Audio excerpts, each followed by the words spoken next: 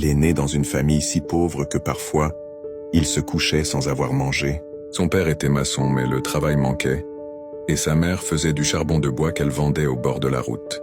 Dans son cœur, pourtant, il avait un rêve, changer la vie de sa famille et prouver que la pauvreté n'était pas une condamnation. À l'école, il marchait des kilomètres pieds nus pour apprendre.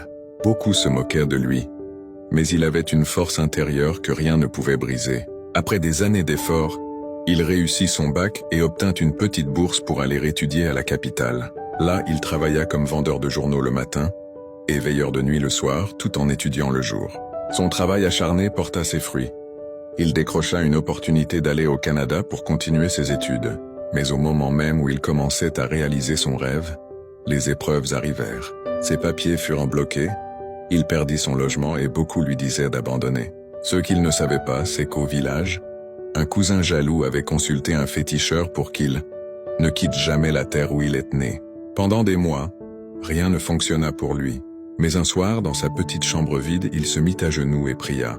« Seigneur, si c'est vraiment toi qui as mis ce rêve dans mon cœur, ouvre une porte que personne ne pourra fermer. » Le lendemain même, il reçut un appel de l'ambassade. Son dossier avait été débloqué. Quelques semaines plus tard, il prit l'avion. Aujourd'hui, il est devenu un grand entrepreneur, voyageant à travers le monde. Ses parents, qui autrefois n'avaient rien, vivent désormais dans une belle maison bâtie par leur fils.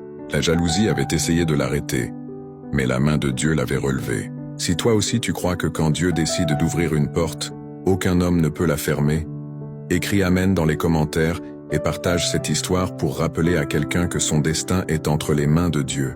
Même quand tout semble bloqué, Dieu ouvre toujours une porte. Cette histoire nous rappelle que la jalousie des hommes ne peut jamais arrêter le plan de Dieu. Si tu crois en ton destin, écris Amen dans les commentaires et partage pour inspirer.